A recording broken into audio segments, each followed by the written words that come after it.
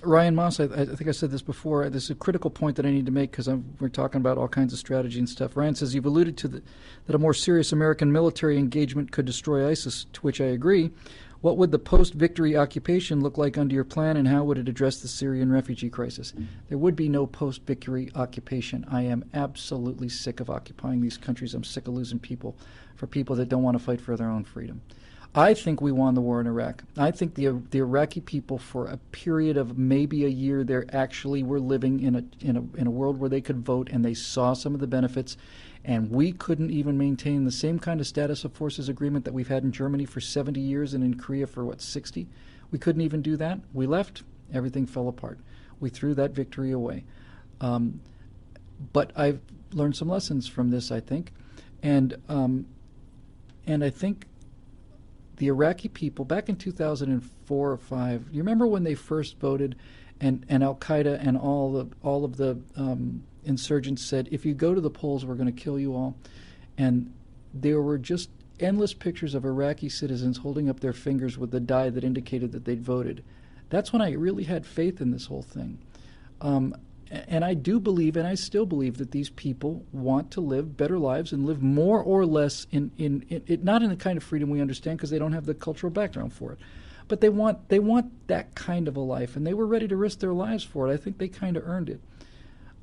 But when we leave, I thought going into Iraq was the right thing to do. I now realize it was a mistake, and the reason it was a mistake was because I forgot about Democrats. I thought that war was winnable. It was winnable, and it was won. Like I said, no casualties for the last 5 months. People had a functioning government. People were voting. And then I'd forgotten about Democrats. We fought the Vietnam War for 11 years.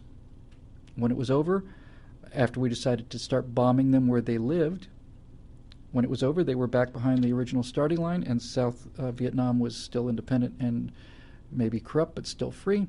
And then the Democrats came in 2 years later and destroyed the victory. Because it was a victory.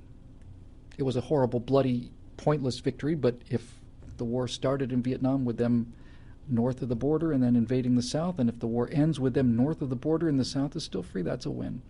It's an awful, bloody, stupid win. It was a worst fought war in the history of this country, but it was a win. And then 2 years later, after Watergate, the Democrats just threw the win away. And they threw the win away in Iraq.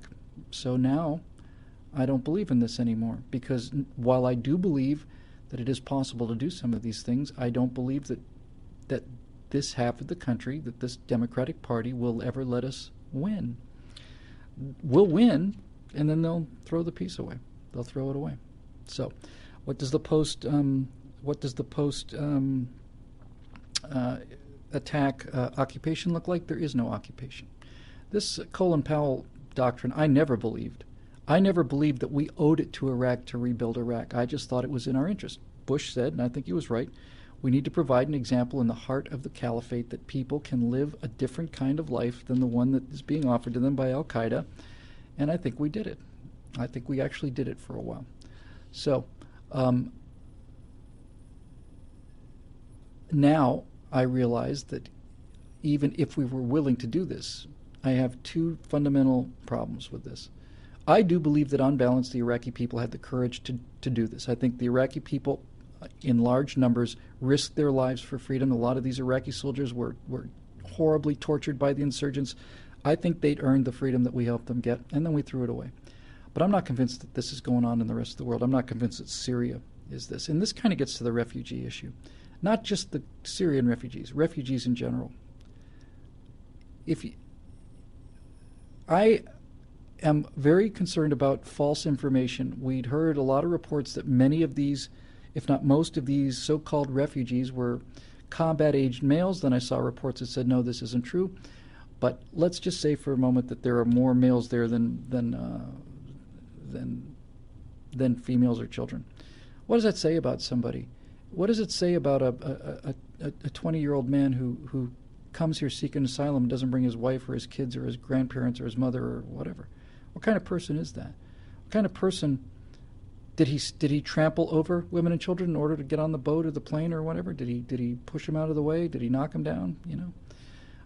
If these were families, and I truly do not know the percentage of them that are families. Certainly many of them are families. But these guys who came here by themselves, these even if it's just one of them, if you're here, if you're a fighting aged male and you're here by yourself, who did you leave behind and why? And what does that say about you? So I don't believe in an occupation anymore. I think the thing to do is just to hit them and mow the lawn. You hit them and you just incapacitate their structure militarily, and then you go in there and hit them again. You don't wait till they start attacking. You get on the, you man the outpost, right? You man the observation post. They're starting to gain a little strength. Fantastic. Boom. Let's go in there. We broke it, and we're not buying it. We broke it, and if it starts giving us trouble, we'll break it again, and we'll keep breaking it again, and we'll break it as long as we have to. And when you people stop attacking the rest of the world, then we'll stop breaking it, because that's what you are. You're at war with the world. That's what your religion commands you to do. So,